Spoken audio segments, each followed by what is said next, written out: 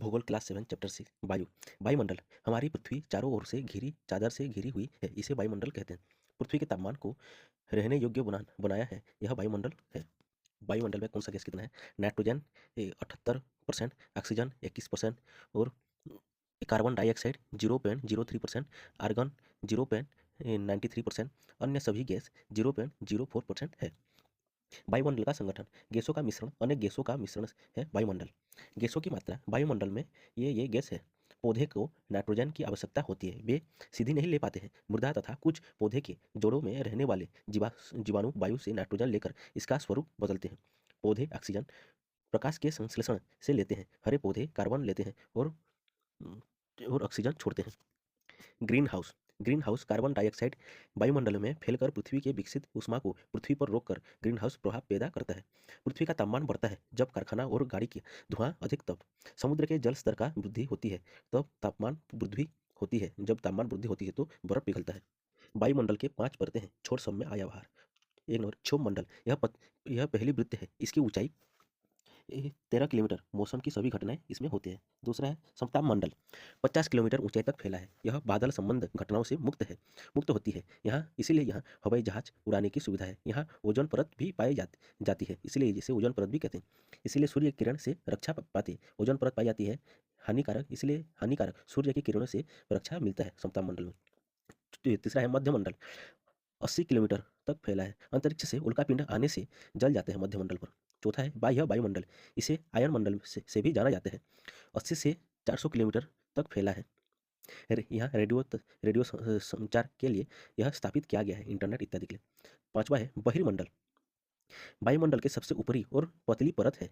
हल्की gas helium और nitrogen अंतरिक्ष पर तरती रहती है बहिर्मंडल पर। मौसम एवं जलवायु। मौसम। वायुमंडल के प्रत्येक घंटे दिन प्रतिदिन स्थित होती है। जलवायु। दीर्घकाल में किसी स्थान का औसत मौसम उस स्थान की जलवायु बताता है। नोट: पृथ्वी सूर्य की ऊर्जा का केवल 1/2 अरब प्राप्त करती है। तापमान। जिस तापमान का अनुभव करते हैं वे वायुमंडल का तापमान होता है। यह केवल दिन और रात नहीं, केवल नहीं बदलता है, ऋतुओं के अनुसार भी बदलता है तापमान। मापन यंत्र। तापमापी तापमान मापता है। वायुदाब मापता है। वर्षा मापी वर्षा की मात्रा मापता है। बात दिग्दर्शी पवन की दिशा दर्शाता है। तापमापी का जनक एंडर्स सेल्सियस है, डिग्री मापता है इसमें। आतपन। ये सूर्य से आने वाली ऊर्जा जिसे पृथ्वी रोक लेती है उसे आतपन कहते हैं। आतपन सूर्यताप अर्थात सूर्यताप की आतपन की मात्रा भूमध्य रेखा से ध्रुव की ओर घटती है। गांव की अपेक्षा नगरों की तापमान अधिक होती है। वायुदाब। वायुदाब पृथ्वी की सतह पर वायु के भार द्वारा लगाए गए दाब को कहते हैं। समुद्र स्तर पर वायुदाब सर्वाधिक होता है, ऊंचाई पर जाने पर यह घटता जाता है। निम्न दाब क्षेत्र बनता है। अधिक तापमान वाले क्षेत्र में वायु गर्म होकर ऊपर उठती है। निम्न दाब बादल युक्त आकाश में एवं नम मौसम के साथ जुड़ा होता है। स्पष्ट एवं स्वच्छ आकाश। कम तापमान वाले क्षेत्र की वायु ठंडी होती है, फलस्वरूप भारी होती है। उच्च दाब के कारण स्पष्ट एवं स्वच्छ आकाश होता है। इंपोर्टेंट: वायु सदैव उच्च दाब क्षेत्र से निम्न दाब क्षेत्र की ओर गमन करती है या बहती है। पवन।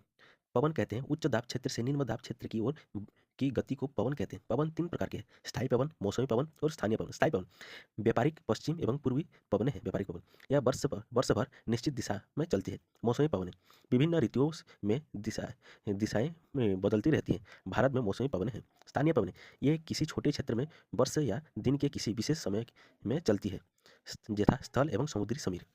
आर्द्रता। जल वाष्प जब पृथ्वी के विभिन्न जलाशयों से वाष्पित होता है तो ये जल वाष्प बन जाता है। आर्द्रता। वायु में किसी भी समय जल वाष्प की मात्रा को आर्द्रता कहते हैं। आर्द्र दिन कहते हैं जब वायु में जल वाष्प की मात्रा अत्यधिक होती है, कपड़े सूखने में अधिक समय लगता है, तो आर्द्र दिन कहते हैं उसे। बादल जल बिंदु वर्षा। जल वाष्प ऊपर उठता है तो ठंडा होकर जल बिंदु बनता है। बादल इन्हीं जल बिंदु का एक समूह है। जब ये बिंदु भारी होता है तो तैर नहीं पाती है और भारी का कारण वर्षा के रूप में नीचे गिर जाती है पानी के आकार से। वर्षा। पृथ्वी पर जल के रूप में गिरने वाले वर्षण को वर्षा कहते हैं। ये ज़्यादातर भौम जल वर्षा जल से प्राप्त होता है। वर्षा 3 प्रकार का है: संवहनी वर्षा, पर्वतीय वर्षा और चक्रवर्ती वर्षा।